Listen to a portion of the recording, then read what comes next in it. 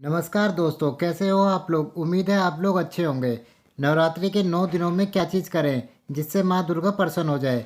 दोस्तों, नवरात्रि के इन 9 दिनों में माँ भगवती दुर्गा के 9 स्वरूपों की आराधना की जाती है और माँ दुर्गा के 9 स्वरूपों की आराधना करने से जीवन की समस्त समस्याओं से छुटकारा मिलता है, समस्त तरह की कामनाएं पूर्ण हो जाती हैं। दोस्तों, आज हम इस वीडियो में आपसे माँ दुर्गा के 9 स्वरूपों की महिमा के बारे में बात करेंगे। लेकिन इससे पहले दोस्तों, आपसे रिक्वेस्ट करते हैं कि हमारी वीडियो को लाइक, शेयर और सब्सक्राइब कर दीजिएगा। और अगर आपने अभी तक हमारे चैनल को सब्सक्राइब नहीं किया है तो सब्सक्राइब करके बेल आइकन पर क्लिक कर लीजिएगा। नवरात्रि के पहले दिन की बात करें तो यह 26 सितंबर को शुरू होंगे और इस दिन माता के प्रथम स्वरूप की पूजा होती है। और जो प्रथम स्वरूप है उससे स्वास्थ्य के शक्ति प्रभावित होती है, यानी कि नवरात्रि के प्रथम दिन आपको अच्छी सेहत का वरदान मिल सकता है। इस दिन माता के शैलपुत्री स्वरूप की पूजा होती है। इस दिन माता शैलपुत्री की उपासना की जाती है और माँ की उपासना लाल फूलों से करनी चाहिए।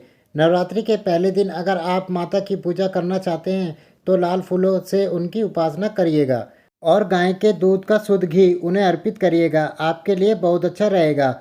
और इस बार पहले स्वरूप की उपासना यानी माता शैलपुत्री की उपासना 26 सितंबर को होगी।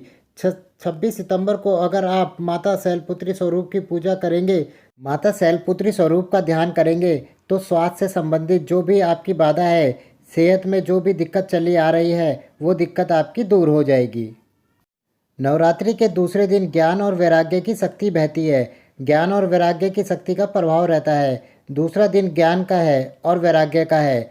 अब अगर आप इस दिन साधना करते हैं, तपस्या करते हैं तो आपको ज्ञान मिलेगा, आपको वैराग्य मिलेगा। ज्ञान और वैराग्य दोनों की प्राप्ति होगी। नवरात्रि के दूसरे दिन माता के ब्रह्मचारिणी स्वरूप की पूजा होती है। माता ब्रह्मचारिणी त्याग और तपस्या की देवी है। अगर आप नवरात्रि के दूसरे दिन माता ब्रह्मचारिणी की उपासना करते हैं तो आपको साधना की, तपस्या की और ज्ञान की शक्ति और ज्ञान का वरदान प्राप्त होगा। नवरात्रि के दूसरे दिन माता की उपासना करनी चाहिए सफ़ेद फूलों के साथ, और माता को भोग लगाएंगे, शक्कर का भोग लगा के इसको प्रसाद रूप में ग्रहण करेंगे। इस बार नवदुर्गा के दूसरे स्वरूप की उपासना होगी 27 सितंबर को, यानी 27 सितंबर को अगर आप नव दुर्गा के दूसरे स्वरूप की उपासना करेंगे तो आपको ज्ञान का, वैराग्य का और तपस्या का वरदान प्राप्त होगा। तो अब बात करते हैं दुर्गा के तीसरे दिन की, तृतीय दिन की, और जानते हैं कि देवी के तीसरे स्वरूप का महत्व क्या है। देखिए, नवरात्रि के तीसरे दिन का जो दिन है, उस दिन जो शक्ति बहती है या जो शक्ति मिलती है वो होती है साहस की और आत्मविश्वास की, यानी कि आपके अंदर साहस पैदा होगा, आपका कॉन्फिडेंस मजबूत होगा। ये शक्ति नवरात्रि के तीसरे दिन मिलती है, यानी यही वरदान आपको मिल सकता है। नवदुर्गा के तीसरे दिन, नवरात्रि के तीसरे दिन माता के चंद्रघटा स्वरूप की पूजा होती है और माता के चंद्रघटा स्वरूप की पूजा की जाती है लाल फूलों से। साथ ही साथ माता को दूध या दूध से बनी हुई मिठाई का भोग भी लगाया जाता है। यानी अगर आप नवरात्रि के तीसरे दिन पूजा करनी है, तीसरे दिन उपासना करते हैं, तीसरे दिन साधना करते हैं तो इससे आपका साहस बढ़ता है, इससे आपका आत्मविश्वास बढ़ता है, इससे आपका कॉन्फिडेंस भी बहुत ज़्यादा हो जाता है। इस बार तीसरे दिन की जो उपासना होगी वो होगी 28 सितंबर को, यानी माता चंद्रघटा स्वरूप की पूजा 28 सितंबर को की जाएगी और दिन आपको शक्ति का, साहस का और आत्मविश्वास का वरदान प्राप्त होगा। नवरात्रि के चौथे दिन की बात करें, जिस दिन देवी के चतुर्थ स्वरूप की पूजा होती है, नवरात्रि के चौथे दिन जो शक्ति आती है वो शक्ति होती है बुद्धि की, वाणी की। नवरात्रि के चौथे दिन बुद्धि, वाणी की शक्ति मिलती है। इस दिन माँ के कुष्मांडा स्वरूप की पूजा की जाती है। नवदुर्गा का चौथा स्वरूप है माता कुष्मांडा का, और उनकी पूजा इस दिन की जाती है और इस दिन माता की उपासना की जाती है। हरी वस्तुओं से, खास तौर से हरी इलायची, हरे फल, हरी चुनरी, हरी मिठाई से उनको अर्पित की जाती है। साथ ही साथ माता को मालपुए का भोग लगाया जाता है।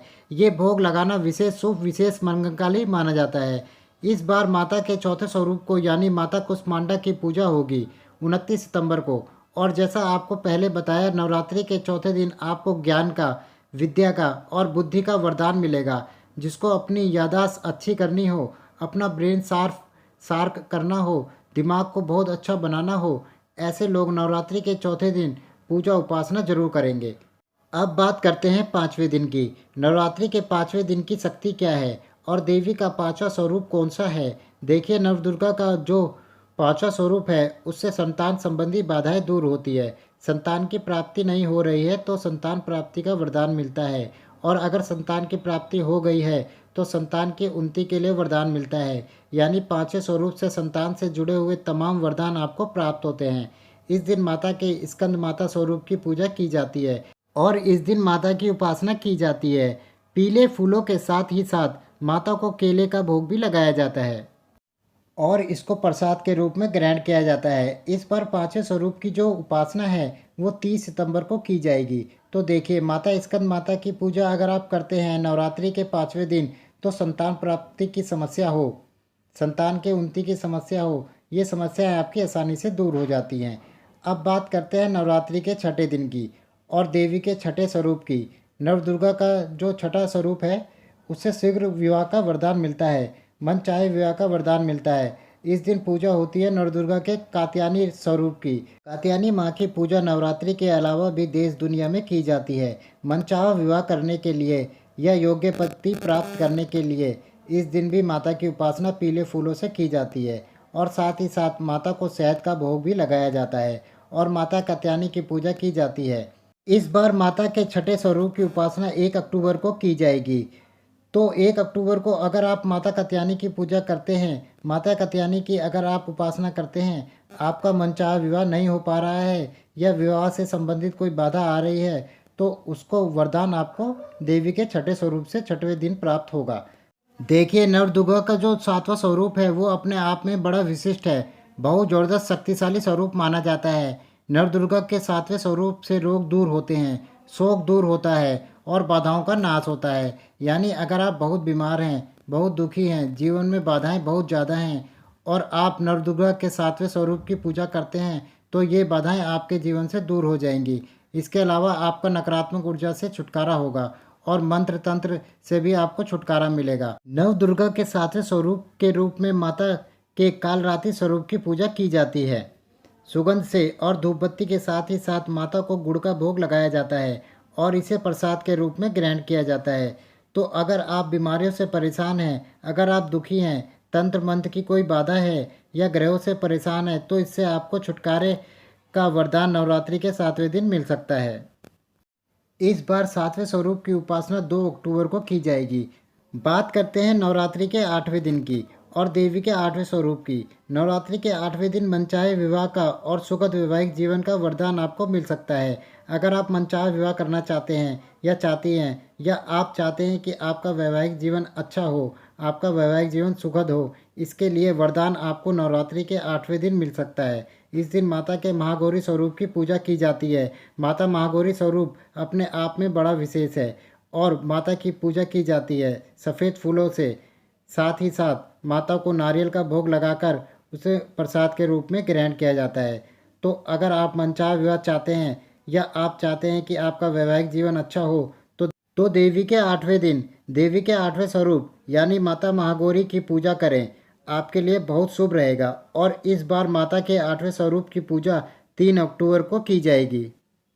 बात करते हैं नौवें स्वरूप की। नौवें दिन की नवदुर्गा के नौवें स्वरूप की पूजा करने से मोक्ष मिल सकता है, समस्त सिद्धियां आपको मिल सकती हैं।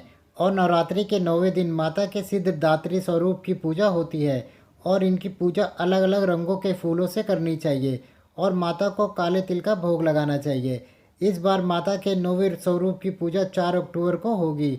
इसको करके आपको मुक्ति मोक्ष का वरदान मिल सकता है।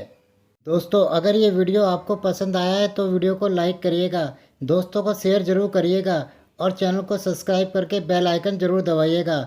दोस्तों, मिलते हैं अगली वीडियो में। तब तक के लिए goodbye and thank you for watching my video.